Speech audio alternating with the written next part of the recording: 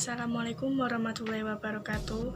Yang terhormat Bapak Mas Sobirin MPD selaku dosen pengampu mata kuliah Strategi Belajar Mengajar di MI, serta teman-temanku yang saya sayangi dan saya banggakan. Pertama-tama, marilah kita panjatkan puja dan puji syukur kita atas kehadirat Allah Subhanahu wa Ta'ala yang telah memberikan rahmat dan hidayahnya sehingga kita dapat berjumpa kembali pada daring kali ini untuk melakukan diskusi. Sholawat serta salam, marilah kita senantiasa aturkan kepada junjungan kita Nabi Agung, Nabi Besar, Nabi Muhammad SAW yang selalu kita nantikan syafaatnya di yaumil qiyamah kelak. Pada kesempatan kali ini, kita akan berdiskusi mengenai motivasi belajar. Sebelumnya, izinkan saya untuk memperkenalkan rekan-rekan kelompok saya. Yang pertama ada saya, Salin Nurdianti sebagai moderator, dan ada Mbak Nadia Ulfa sebagai pemateri 1, ada Mbak Yuli Kumalasari sebagai pemateri 2, dan ada Mbak Sasti Uning sebagai pemateri 3. Langsung saja untuk menyingkat waktu, saya sebagai moderator akan memulai diskusi pada kali ini. Sebelum kita memulai diskusi pada kali ini, marilah kita berdoa. Berdoa mulai. Untuk selanjutnya adalah penyampaian materi yang akan disampaikan oleh pemateri 1. Untuk Mbak Nadia Ulfa, waktu dan media saya persilahkan. Assalamualaikum warahmatullahi wabarakatuh.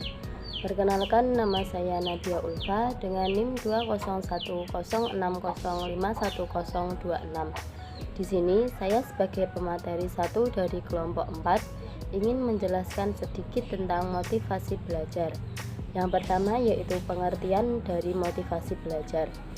Motivasi berasal dari kata lain yaitu mover yang artinya dorongan atau daya penggerak. Dalam kegiatan belajar, motivasi sangat diperlukan untuk membangkitkan gairah belajar siswa sehingga kegiatan belajar dapat berjalan dengan baik. Dapat disimpulkan bahwa motivasi belajar merupakan dorongan yang timbul baik dari dalam maupun dari luar diri siswa, yang mampu menimbulkan semangat dan kegairahan belajar, serta memberikan arah pada kegiatan belajar sehingga tujuan yang dikehendaki dapat tercapai. Dan yang kedua yaitu fungsi motivasi. Motivasi mempunyai fungsi yang sangat penting dalam suatu kegiatan. Menurut Sadirman 201825, fungsi motivasi ada 3, yaitu yang pertama, mendorong manusia untuk berbuat, jadi sebagai penggerak atau motor yang melepaskan energi. Dan yang kedua yaitu menentukan arah perbuatan, yaitu ke arah tujuan yang hendak dicapai. Dan yang ketiga yaitu menyeleksi perbuatan, yakni menentukan perbuatan-perbuatan apa yang harus dikerjakan. Selanjutnya, menurut Sukmadinata 201162 mengatakan bahwa motivasi memiliki 2 fungsi, yaitu yang pertama mengarahkan atau directional function.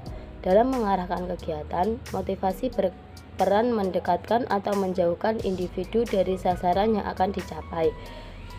Dan yang kedua yaitu mengaktifkan dan meningkatkan kegiatan atau activating and energizing function. Suatu perbuatan atau kegiatan yang tidak bermotif atau motifnya sangat lemah. Berdasarkan uraian di atas, dapat ditarik kesimpulan bahwa motivasi berfungsi sebagai pendorong seseorang untuk melakukan suatu kegiatan dan mendapat prestasi. Dengan adanya usaha yang tekun dan terutama didasari adanya motivasi, maka seseorang yang melakukan kegiatan itu akan dapat melahirkan prestasi yang baik dan sasaran akan tercapai. Dan yang ketiga yaitu macam-macam motivasi. Menurut Tambunan 2015-196, motivasi intrinsik dan motivasi ekstrinsik merupakan jenis motivasi berdasarkan sumbernya. Adapun motivasi intrinsik dan motivasi ekstrinsik tersebut yaitu yang pertama, motivasi intrinsik adalah motivasi yang ditimbulkan dari diri seseorang, sedangkan motivasi ekstrinsik adalah sesuatu yang diharapkan akan diperoleh dari luar diri seseorang.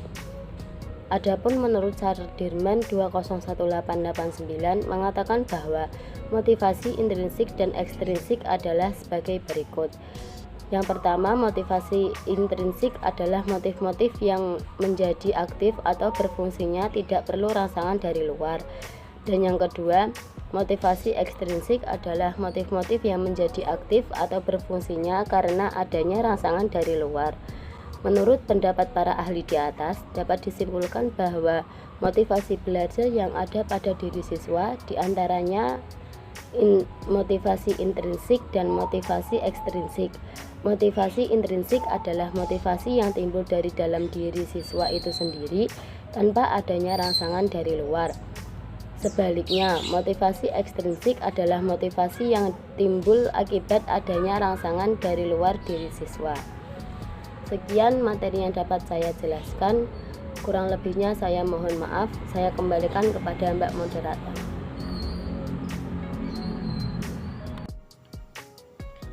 Baik, terima kasih untuk Mbak Nadia Ulfa atas pemaparan materinya.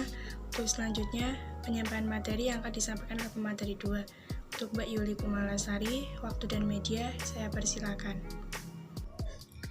Baik, saya Yuli Kumalasari dengan NIM 2010605125 akan menjelaskan materi faktor-faktor yang mempengaruhi motivasi belajar siswa, yaitu ada faktor internal, faktor yang berasal dari dalam diri siswa itu sendiri, yaitu 1. Faktor fisik.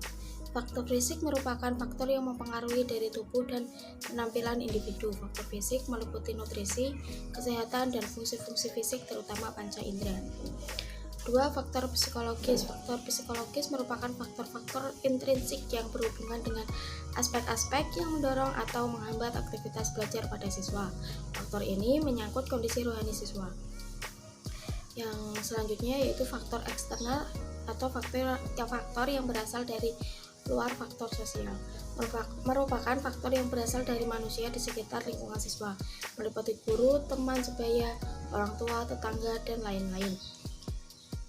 Yang kedua yaitu faktor non sosial, merupakan faktor yang berasal dari kondisi fisik di sekitar siswa, meliputi keadaan udara, cuaca panas atau dingin, waktu, pagi, siang, atau malam, tempat, sepi, bising, atau kualitas sekolah tempat siswa belajar, dan fasilitas belajar. Sekian yang dapat saya sampaikan, kurang lebihnya mohon maaf, saya kembalikan ke moderator. Terima kasih. Baik, terima kasih Mbak Yuli Kumalasari atas pemaparan materinya. Untuk selanjutnya yaitu pemateri ketiga, Mbak Sastri Waningratri. Waktu dan media, saya persilakan. Assalamualaikum warahmatullahi wabarakatuh. Perkenalkan, saya Sastri Waningratri dengan NIM 2010605143. Saya sebagai pemateri 3. Indikator motivasi belajar. Ciri-ciri motivasi yang ada pada siswa diantaranya: yang pertama, tekun menghadapi tugas. Siswa tersebut benar-benar mengerjakan tugas sampai selesai. Yang kedua, ulet dalam menghadapi kesulitan. Siswa tersebut dapat mempertanggungjawabkan apa yang dikerjakan. Yang ketiga, menunjukkan minat terhadap macam-macam masalah. Ia tidak akan menyerah dalam menghadapi segala masalah. Yang keempat, lebih senang bekerja mandiri. Artinya, tanpa disuruh pun ia akan mengerjakan tugas yang menjadi tanggung jawabnya. Yang kelima, cepat bosan pada tugas-tugas rutin atau hal yang bersifat monoton, berulang-ulang begitu saja sehingga kurang kreatif. Yang keenam, dapat mempertahankan pendapatnya kalau sudah yakin akan sesuatu. Yang ketujuh, tidak mudah melepaskan hal yang diyakini. Artinya, ia percaya dengan apa yang dikerjakan. Dan yang terakhir yaitu senang mencari dan memecahkan soal-soal. Berikutnya yaitu indikator motivasi belajar. Yang pertama, adanya hasrat dan keinginan berhasil. Seorang siswa yang mempunyai motivasi berprestasi tinggi cenderung untuk menyelesaikan tugas-tugas dengan cepat, tidak menunda-nunda pekerjaan. Yang kedua, ada dorongan dan kebutuhan dalam belajar, maksudnya siswa tersebut Kalau tidak mengerjakan tugas atau mengerjakan tugas tapi mendapat nilai jelek akan diolok-olok temannya. Maka dari itu, siswa tersebut akan bekerja keras mengerjakan tugas tersebut. Yang ketiga, adanya harapan atau cita-cita masa depan. Siswa tersebut mempunyai cita-cita yang harus diwujudkan mulai dari sekarang dengan belajar dengan tekun. Yang keempat, adanya penghargaan dalam belajar. Biasanya, siswa yang berprestasi akan mendapatkan penghargaan dari guru, entah mendapatkan hadiah atau pujian. Yang kelima, adanya kegiatan menarik dalam belajar. Dalam hal ini, guru harus berperan aktif untuk menciptakan suasana yang menarik agar siswa tersebut dapat tertarik dengan pelajarannya. Yang terakhir yaitu adanya lingkungan belajar yang kondusif sehingga memungkinkan seorang siswa dapat belajar dengan baik. Dalam hal ini, sarana dan prasarana sangat menentukan akan keberhasilan siswa. Jika lingkungan tersebut kondusif atau memenuhi syarat seperti bersih, rapi, siswa tersebut akan lebih konsentrasi dalam menerima pelajaran. Sekian dan yang dapat saya sampaikan, kurang lebihnya saya mohon maaf. Waktu dan tempat saya kembalikan ke moderator. Baik, terima kasih untuk Mbak Sasti atas pemaparan materinya. Saya selaku moderator ingin memohon maaf yang sebesar-besarnya jika dalam penyampaian materi kami masih kurang dan masih banyak kesalahan. Terima kasih untuk perhatiannya. Wassalamualaikum warahmatullahi wabarakatuh.